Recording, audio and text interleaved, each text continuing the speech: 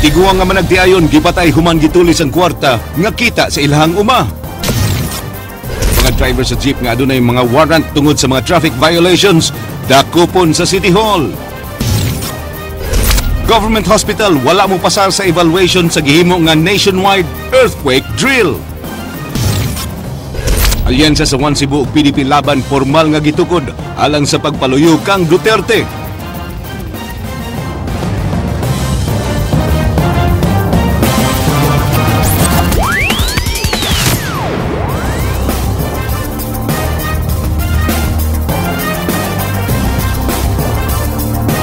May ngapon sugbog Kabisayan, Kapitolyo miapil sa gipahigayon nga nationwide earthquake drill. Kabahin kini sa National Simultaneous Earthquake Drill sa nasod. Kini giaksyonan ni Jinky Rosit. Alas 9 kaganyang buntag, usa ka minuto nga gipatingog sa Kapitolyo ang ilang siren, ti mailhan sa pagsugod sa ilang earthquake drill nga dungang gipahigayon sa tibok nasod. Daw susama sa tinuod nga emergency tungod kay dali nga nang hupo ang mga tao sud sa Capitol Building kinsa mipahigayon og duck, cover and hold. Ang uban kanila nanago ilawom sa lamesa. Human ang usa ka minuto, nang gawas na sila sa building nga nagtabon sa ilang mga ulo paingon sa designated evacuation area sa Capitol grounds. Makita sa panagway sa mga kawani nga sinsero sila sa gipatuman nga drill. Base sa head count, kumpleto ang tanang kawani sa evacuation areas, gawas ining usa ka lalaki nga wa na migawas sa building tungod sa gihambin nga balatian. Giatiman gyapon siya sa Provincial Health Office pagsiguro nga luwas siya.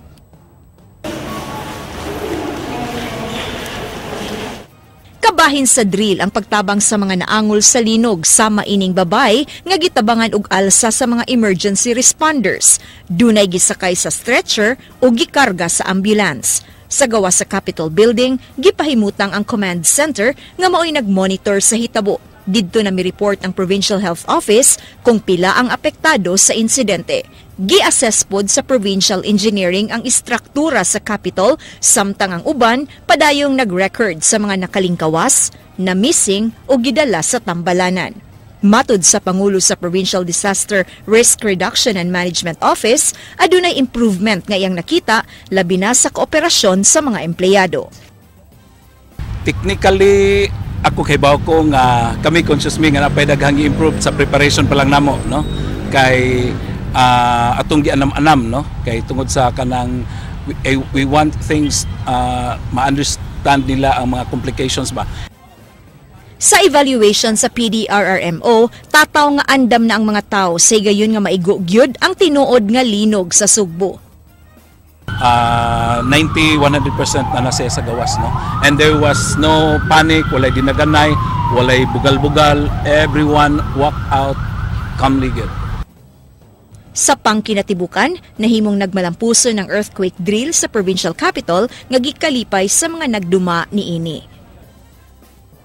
Alang sa aksyon, Bisaya, Jinky Rosit, News 5. Vicente Soto Memorial Medical Center wala makapasar sa evaluation. Human ilang gihimo ang usa ka earthquake drill. Nakita sa Office of the Civil Defense nga daghang mga angayan nga andamon nga nagkuwang. Kini giaksyonan ni Ryan Sorote.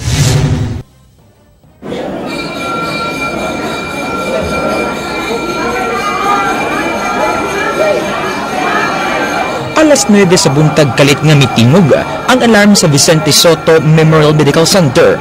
Daling nang hupo ang mga pasyente, bisita og staff dayon migawas sa building. Kung daghan ang nanggawas, doon na sa dagang nahibilin o wameto sa earthquake drill sa ospital. Daling niabot ang mga bumbero o mga ambulansya. Sa 5 ka mga hawanan gawas sa ospital, nagtapok ang mga nanggawas. Gikan sa duha ka mga building, sa main building o sa OPD building, nanggawas ang tanang mga pasyente ngun man ang mga staff sa ospital aron sa pagsiling ni ilang safe area human sa nitabong linog na ning maong lugar. Apan ang problema karon kung inyo makita, ang uban nagpasilong kay di gusto mainitan. Pipila lang ka minutos nila nat ang drill o gipabalik dahil pagsud ang mga tao. Huwag i-appeal sa drill ang mga nakakonfine sa ospital o ang naa sa intensive care unit. But for those needing ventilation, the mechanical ventilation and the bag valve mask, these are the patients which are our least priority. Sa post-event evaluation, naobserbaran sa Office of Civil Defense o Central Command ang pipila ka kakuwang sama sa tarong nga evacuation, staging areas of first aid teams. Sa part sa evaluation karon nato makitaan kung sa mga kakulangan no nga opportunities ni siya nga ma-improve sa next nato nga drill.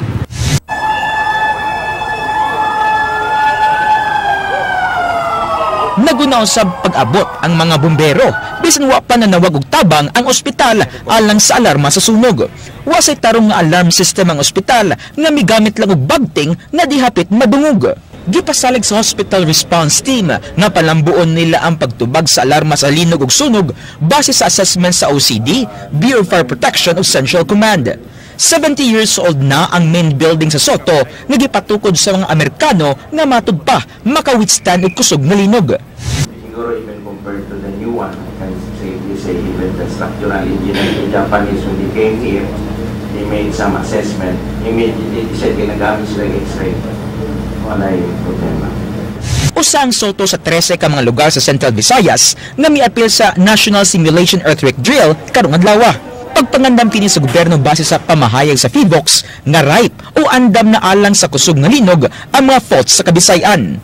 Alang sa Aksyon Bisaya, Ryan Sorote, News 5. COMELEC Regional Office mimando sa formal investigation sa naitabo kang Attorney Michael Sarno sa Toledo City. But lang nila nga formal nga maklaro ang pangitabo taliwa sa mga pasangil batok sa election officer. Kinigaksyonan ni Ryan Sorote. Regarding din sa Toledo, Gimanduan sa Commission ng Election Region 7 ng Cebu Provincial Office sa paghimo og formal nga investigasyon sa pag-imbitar sa kapulisan sa Toledo ni Lapu-Lapu City Election Officer Michael Sarno. Si Sarno na temporary nga na-assign sa Lapu-Lapu City COMELEC ngapit sa iyang opisina alang sa pagkuha sa iyang personal nga mga dokumento. Mato ni COMELEC Regional Director Attorney Nick Mendros na nanghid niya si Sarno sa paghapit sa COMELEC Toledo Office alang sa mapapeles sa iyang gilabanan nga kaso. Nananghid usab si Sarno sa kasamtangang election officer sa Toledo City nga makabisita sa iyang kani opisina. Di usab big deal alang ni Mendros ang hitabo kay mahimo ra mabisita sa mga election officer ang ilang makanhibuhatan kay temporary ra ang ilang reassignment alang sa eleksyon. to conduct investigation as to what actually occurred kasi maraming speculations. So tingnan natin kung ano ang magiging labas ng investigation. Mabalik sa tag sa nila ka makanhibuhatan ang mga gipang reassign na election officers sa Hulyo 6, liwas sa election period. Hagit ni Mendros sa mga wa makauyon sa hitabo sa pag-file og reklamo sa ilang buhatan. Suportado ra usab sa COMELEC 7 ang plano ni Sarno na pagpasaka og kaso batok sa nagpakatap sa pasangil nga doon na siya gikawat sa iyang kani opisina. Matud ni Mendros, diunta sila apil-apilon sa pamulitika ug mipasalig nga magpabilin nga neutral taliwas sa mga kontrobersiya. So the other camp is making this issue, no? Sabi ko, no comment because we are not the other camp and they are not the other camp. We are in between camps. Alang sa Aksyon Bisaya, Ryan Sorote, News 5. Usa ka kampanya alang sa pagpanglimpyo sa dakbayan sa Sugbo, ilusad ug mga adlaw sa City Hall uban sa pagpaluyo sa mga NGOs. Kini giaksyonan ni Jonah Godinez. Formal nga ilusad ug mga adlaw ang Limpyo Cebu Pwede Kaayo. Kini usa ka kampanya alang sa pag-awhag sa tanan sa pagpanglimpyo ug pagpaminos sa ilang basura. Ang kampanya giabagon usab sa Ramon Aboitiz Foundation ug Metro Cebu Development and Coordinating Board. So we created this Pwede Kaayo campaign that Mega Cebu can be achieved if everybody just helps each other. Ang tuyo sa campaign mao ang pagpasabot sa mga tao sa kamahinungdanon sa paglimpyo sa palibot sama sa dili pagpatakaglabay sa basura. Ang mga basura ang hinungdan sa baha tungod sa clogging sa drainage. Tumungusab nila nga pinaagi sa kalapusan sa maong kampanya, madani ang mga investors nga mubuo og puhunan dinhi sa Sugbo. Si Barangay Tisa Captain Philip Zafra miklaro nga ang pagpanglimpyo dili trabaho sa gobyerno kundi responsibilidad sa tanan. Ang launching sa Limpyo Cebu Pwede Kaayo ipahigayon sa Barangay Tisa ug Mang Adlaw. Alang sa Aksyon Bisaya, Jonah Godinez, News 5. Usa ka gatos ka mga bench warrants nga gi-issue sa korte batok sa mga traffic violators i-serve sa City Hall. Giawhag usab ang adunay mga violation sa pagbayad sa multa aron dili nadakpon. Kinigaksyonan ni Edwin Cañete. Ipang-serve sa City Hall ang mga bench warrants batok sa mga PUJ drivers nga adunay mga kalapasan sa lagda sa trapiko. Matag simana mo pasaka og kaso ang buhatan sa Cebu City Traffic Office sa driver nga wala makigaligro sa ilang violation diha sa ilang buhatan sulod sa usa ka simana. Violation sulod sa usa ka simana. So muna nga kada simana doon na jud mi i-file nga kaso, at least usa ka tutos ka kaso kada simana. Ang mga wala mubayad sa mga multa ilang gipasakaan og kaso sa korte. Tungod ini, mga warrant gi-issue sa korte aron mapugo sa pag-atubang sa kaso batok kanila. Ang mga driver nga adunay mga traffic violations o wala makabayad sa ilang multa mamahimo nga muduaw sa ilang buhatan alang sa pagbayad nini. Alang sa Aksyon Bisaya, Ed Cañete, News 5. Patay ang tiguang nga managtiayon kinsa githuan nga gituli sa ilang kinitaan sa uma. Adunay usa ka tawo nga giimbestigar sa mga pulis apan dili pa hingpit matino kung kinsa ang mga suspetsado. Kini giaksyonan ni Ray Pasaporte.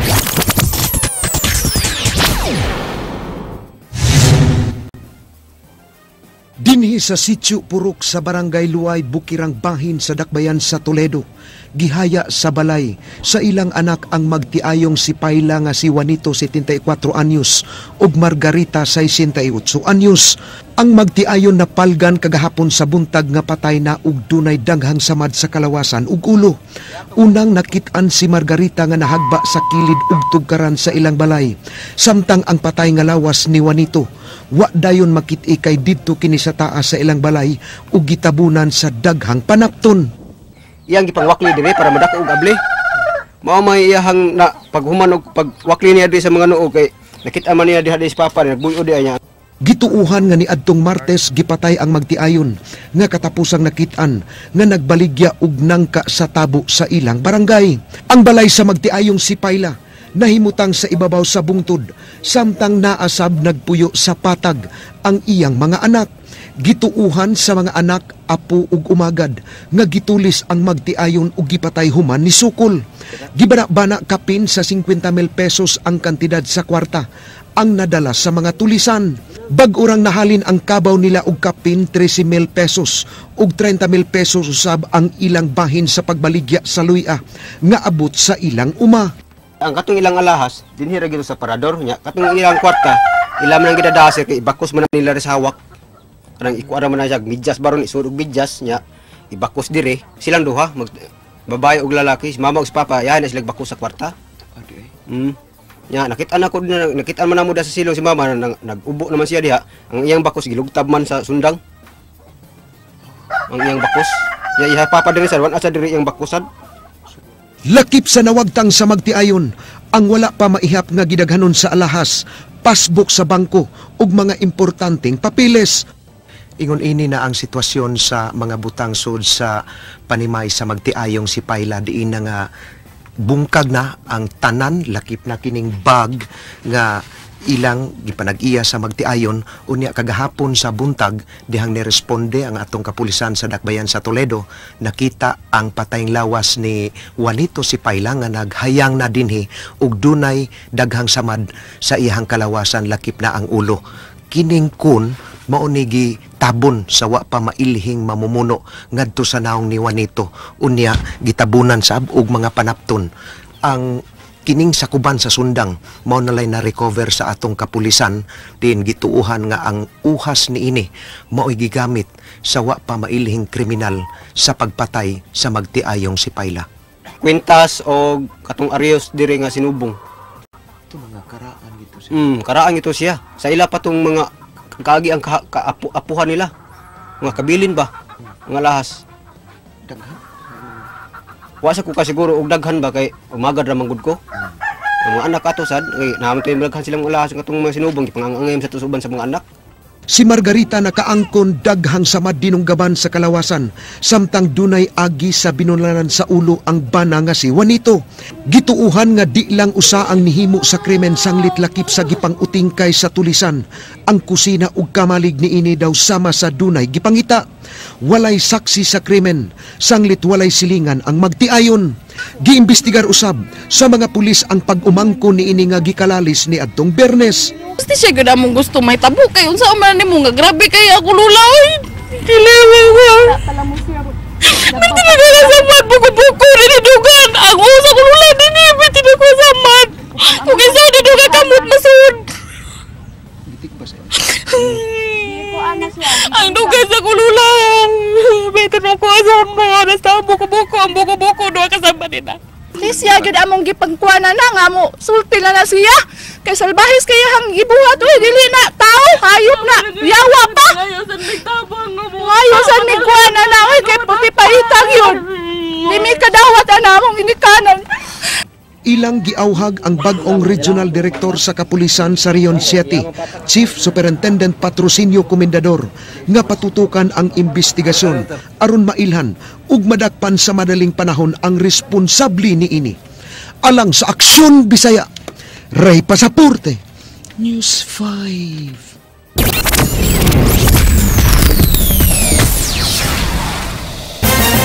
Formal nga gisilyohan ang alyansa sa One Cebu ug PDP laban alang sa pagpaluyo ni Mayor Rodrigo Duterte pagka-presidente karong eleksyon. Kini giaksyonan ni Jinky Rosip.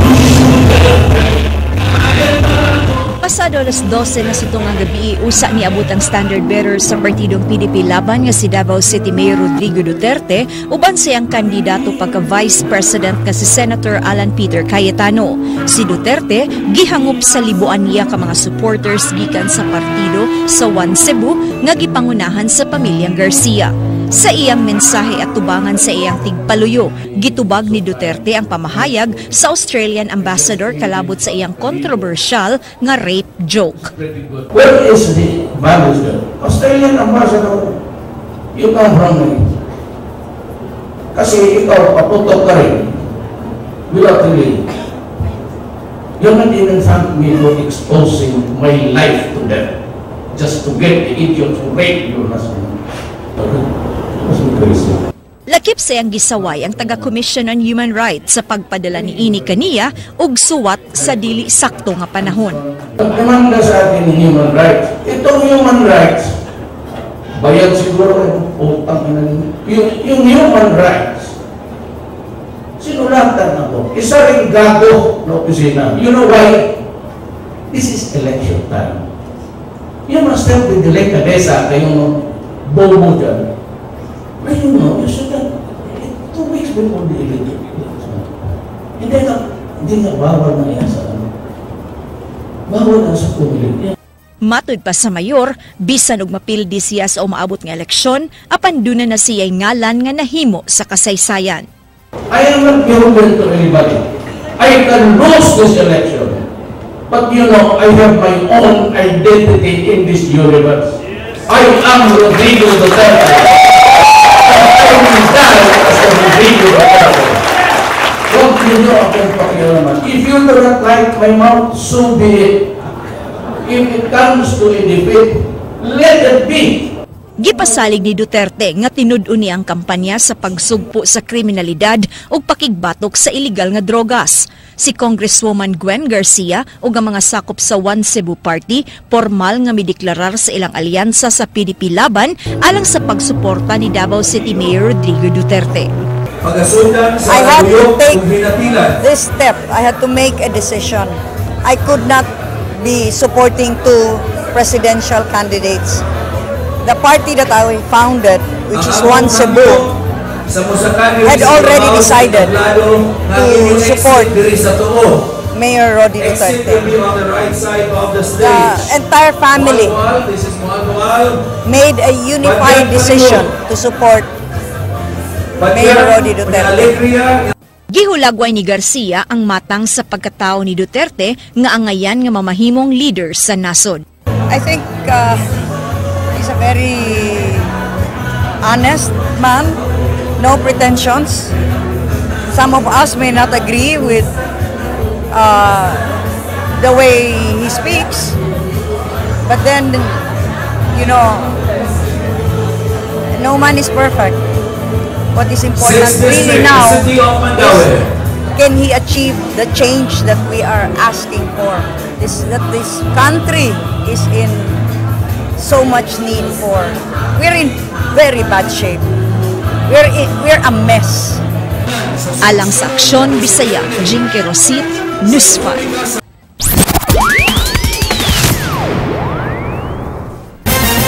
Vicente Soto Memorial Medical Center aduna nay bag-ong building alang sa mga pasyente nga gipang-operahan. Apan bisa na sa dugang nga facility, kuwang lang gyapon kini sa kadaghan sa pasyente nga ma-admit matag adlaw. Kini giaksyonan ni Kyle Chua. Gibuksan na sa Vicente Soto Memorial Medical Center ang ilang bagong surgery ward nga makadikong sa nang huot nila nga mga lawak. Ang mga makonfine sa bagong pasilidad ang mga pasyente nga gipang-operahan ug mga miyembro sa PhilHealth. Gigastuhan sa Department of Health og 75 million pesos ang pagtukod o pagbutang sa mga basic nga kahimanan sa surgery building. The second and the third floor, that is basically our envision of a minimal, muna yung pinaka-minimum namo because that is for PhilHealth members. Kung PhilHealth member mangug ka, you can go into any government hospital. Ang 3-story building nga dunay male ug female wards nga maka-accommodate og 165 ka mga pasyente. Makumpara ang bagong mga surgery wards sa mga lawak sa mga pribado nga mga ospital nga dunay mga CR, air-conditioned ug flat-screen TV. Gitukod pa usab ang rampa nga magkonektar sa surgery ward sa main building. Laing building gitukod usab aron madugangan ang ilang ma-accommodate nga mga pasyente. Plano nga padakan sa ospital ang ilang trauma o emergency area o ang outpatient department nga gitukod sa mga hapon. Tukuron usab sa compound sa Soto ang usa ka cancer center nga makabaton og sama nga kahimanan sa mga pribado nga mga ospital apan mas barato. In general, sa kadaghan mabong pasyente, not only on the space, but siyempre the human resource. Matod sa nagdumala sa ospital, bisan sa bagong nga building, kuwangon gihapon kini alang sa 1,000 nga ma-admit matag adlaw. Gani pagkakaron, 1:30 ang patient to nurse ratio sa ospital ug layo ra sa ideal nga 1:5. Alang sa Aksyon Bisaya, Kyle Chua, News 5. Dili buot ipatangtang sa kaatbang sa politika ni Governor Junjun Davide ang streamer nga nagdeklarar nga corruption-free ang Kapitolyo. Apan alang sa Kapitolyo, sayo na lang masabtan sa ilang kaatbang ang mensahe niini. Kinigaksyonan ni Jinky Rosit. Kagahapon lang gimuntar kining yellow banner sa gawas nga bahin sa Provincial Capitol Building nga nagkanayon nga corruption-free institution ang maong edipisyo. Sa pahayag sa tigpamaba sa Kapitolyo nga si Ethel Natera, siya nagkanayon nga gibutang nila kini aron sayon na lang nga sabton sa ilang mga kaatbang ang ilang mensahe. Wa matud pa sila malambigit sa bisan unsang korupsyon, kini bisan pa man sa mga pasangil nga gibato kanila may labot sa pag-apod-apod nila og calamity assistance ngadto sa mga biktima sa El Nino nunot sa gipatuman nga election ban ug sa overpricing sa pagpalit og heavy equipment. Dugay na nga nahimong advokasya sa administrasyon ni Governor Junjun Davide ang usa ka limpyo ug transparent nga panggobyerno. Mao nga kining yellow banner nga inyong makita sa akong likuran, nagpasabot lang kini nga way bahid sa bisan unsang korupsyon ang iyang administrasyon. As per the statement given by the governor, this is an advocacy. Advocacy niya as governor nga he was brought into office. He was elected into office because of that statement, diba? Gihimakaksab ni Natera nga campaign material ang streamer. Gani, kwarta sa paghimo ni ini nagikan sa office of the governor. Material mo? No. Definitely, it's not a campaign material. It's just an advocacy of the provincial government. Okay, sa akong giingon ganina, ini sinagaro speech, iyang din ang gi-emphasize ang graft and corruption.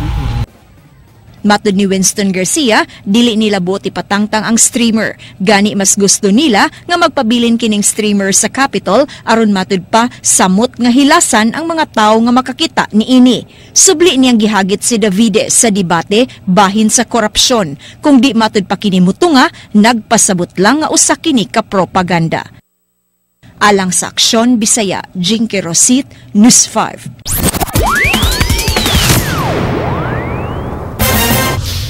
Pondo alang sa El Nino giandam na daan sa Provincial Budget Office bisan og wa pay exemption nga giluwatan ng COMELEC sa pagpagawas nini. Kini giaksyonan ni Jinky Rosit. Bisan ug wa pay tubag ang Commission on Election kabahin sa exemption nga gipangayo nila sa Kapitolyo, may labot sa pondo alang sa mga naapektuhan sa El Nino apan ang Provincial Budget Office nangandam na daan 7 million pesos ang giandam sa Capitol alang sa hinabang nga pwede nilang mapagawas sa gayon nga dunay approval ang COMELEC sa ilang hangyo. Giingon nga ang maong pondo base sa assessment report sa mga lungsod nga grabeng naapektuhan sa pagnihit sa supply sa tubig karon. Di nagpasabot nga kuha na siya kanang ma-procure na dayon, depende na basta ang importante lang nga nisura sa opisina for processing purposes. So in kaso ang COMELEC doon na coordination sa disaster nga okay na siya at ready ng papilis.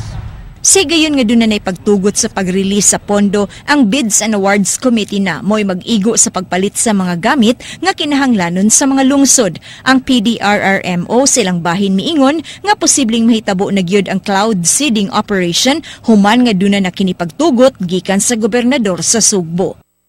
Ang punto lang nga at least sugod sigob niya kita niya napoy kwarta daw ang DA.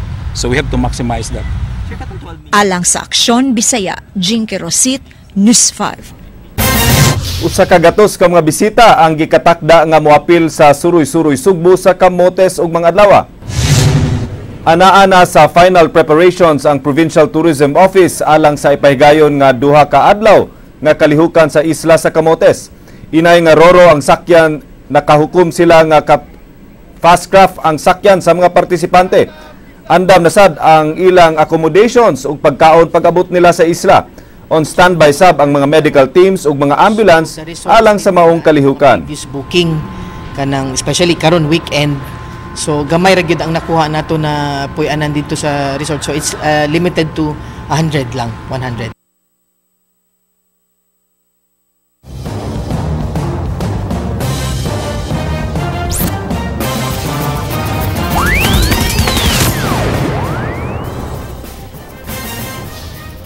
Sa mga balita sa gawas sa nasud. Mibuto ang usa ka oil facility sa Mexican National Oil Company sa Veracruz, Mexico kagahapon. Tulo ang patay ug 60 ang mga samaran sa maong nahitabo. Gatusan na katawo ang mi-evacuate gikan sa maong dapit, human mi-warning ang kumpanya sa mga tawo nga pagpalayo sa maong dapit. Apan matod sa oil company, wa maapektuhan ang ilang mga oil exports. Hangtod karon wala pa masayri ang hinungdan sa pag-ulbo sa oil facility. 8 na ang namatay ug 1,200 ang na-rescue sa baha sa Houston, Texas nga nagsugod niadtong Lunes. Siyam ka county sa Houston, Texas ang gideklarar nga anaa sa state of disaster. Sa Harris County lang daan, $5 billion ang damage sa mga properties. 123,000 na kabalay ang nawad-an og supply sa kuryente. 1,000 ka mga balay ang gilunupan ug 1,200 ka rescue operations ang gihimo sa mga lugar diin lawom ang tubig. 240 billion gallons nga uwan ang gibanabanang mibunok sa Houston.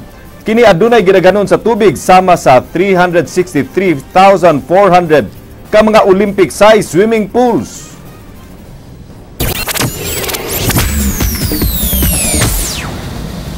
Happy day mga igsoon! Labing bagong digital show ni kapatid Jasmine Cherty Smith mi ariba na ubos sa D5 Studio Originals. Tumuog tuyo nining mga nagkadayang digital shows mo ang pagpasundayag sa labing bagong breed sa digital programming sa mga online netizens nga aduna linahi nga tema og format sa matag show. What? Saan galing, min? Hi, this is Isabel. How may I help you? Bili na sub si Jasmine Curtis Smith sa usa ka series na gitawag og Forever Socks. Usa sa mga shows nga nagagikan sa Digital 5 ang supporting sa Media Quest na gilusad sa D5 Studio sa kauluhan. Usa sa components sa D5 Studio Originals ang nilahing konsepto ug format ni ini. Tell me something weird about yourself. No judgment, okay? Go. Ako natutulog akong patiwarik. Kaya kong tanggalin ang tinga ko gamit dila. Mabilis reflex ko. Talaga? Ang galing mo.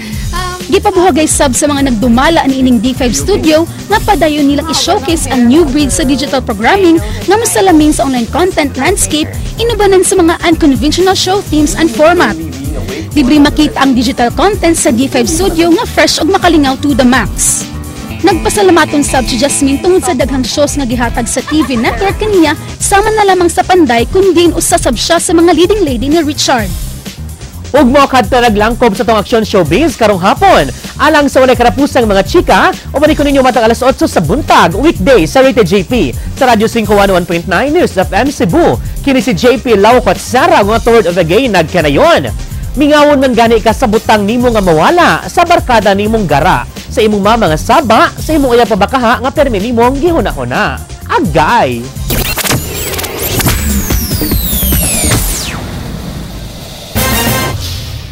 Ugmaw kadto ang mga balita sa Aksyon Bisaya, ako si Glenn Soco. Mga balita nga pundasyon sa ligdo nga opinyon ug konkretong solusyon. Bisan asa, bisan kanusa. Kapatid, kay di lang kutob sa balita, aksyon!